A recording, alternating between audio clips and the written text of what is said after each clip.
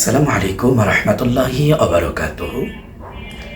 সম্মানিত দর্শক ও শ্রোতা, যারা ফেসবুক ও ইউটিউব থেকে আমার ভিডিওটি দেখছেন, সকলকে জানাই পবিত্র রবিউল আউয়াল মাস তথা পবিত্র ঈদ মিলাদুন নবীর মাসের শুভেচ্ছা অভিনন্দন।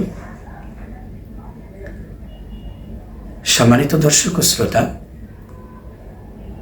আজকের আলোচনার টপিকস হলো জুমার দিনে আমাদের করণীয় কি এবং আল্লাহ পাক আমাদেরকে কি কি নিয়ামত দান করেন। জুমার দিন মুমিন মুসলমানদের জন্য অত্যন্ত গুরুত্বপূর্ণ একটি দিন। এই দিনে আল্লাহ পাক রব্বুল আলামিন অনেক গুনাহগার বান্দাদেরকে মাফ করে দেন।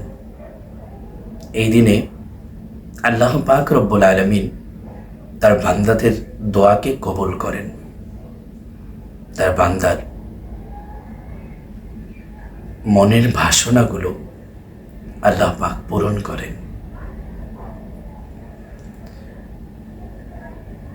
শুধু তাই নয়, রাসূল করিম সাল্লাল্লাহু আলাইহি সাল্লাম বলেন, যে ব্যক্তি জুমার দিনে আমার উপর দুরূদ ও সালাম পাঠ করবে, কাল কিয়ামতের ময়দানে আমি তাকে সুপারিশ করব।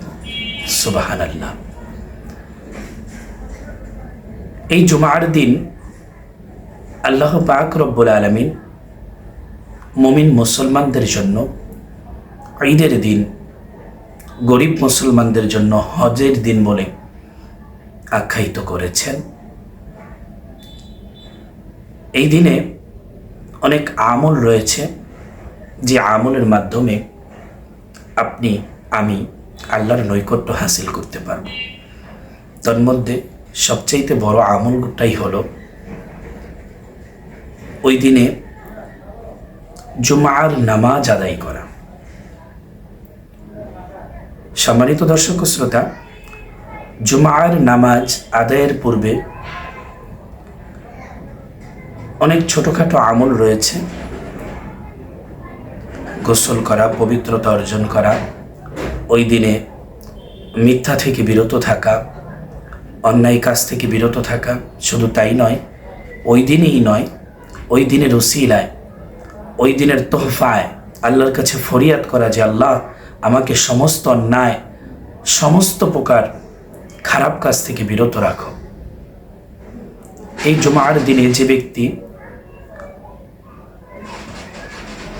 আল্লাহ পাকের কাছে পানাহ চাবে, তওবা করবে, আল্লাহ ওই তওবাকারীর তওবাকে কবুল করে নেবেন। আল্লাহর বান্দাদের জন্য আরেকটা সুসংবাদ হলো, এই জুমার দিনে পবিত্র অবস্থায়, পবিত্র হয়ে গোসল করে, সুগন্ধি ব্যবহার করে যখন কোনো বান্দা মসজিদের উদ্দেশ্যে রওনা দেন, বান্দার প্রত্যেকটা কদমে কদমে আল্লাহ পাক রব্বুল আলামিন তার জীবনের সগীরা গুনাহ খাতাগুলো মাফ করেন। প্রত্যেক কদমে কদমে আল্লাহ পাক নেকি প্রদান করতে থাকেন। যখন বান্দা মসজিদে সর্বপ্রথম প্রবেশ করে, একটি উট কোরবানির সওয়াব তার আমলনামার মধ্যে দিয়ে দেন। দ্বিতীয় যে বান্দা প্রবেশ করবে, একটি দুম্বা, এমন করে গরু, ছাগল, ভেড়া কোরবানির সওয়াব দিতে দিতে এক পর্যায়ে ডিম সদকা করার সওয়াবও আল্লাহ পাক রব্বুল আলামিন ওই মুমিন বান্দাদেরকে দান করেন। অতএব জুমার দিনটা হলো আমাদের জন্য অত্যন্ত গুরুত্বপূর্ণ দিন।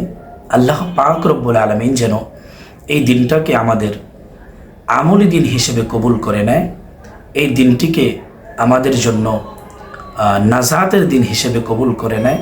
সকলে বলি আমিন।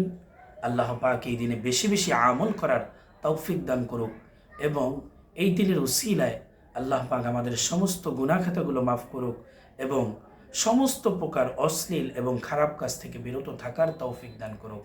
সকলে বলি আমিন। ওয়া আখিরু দাওয়ানা আলহামদুলিল্লাহি রাব্বিল আলামিন।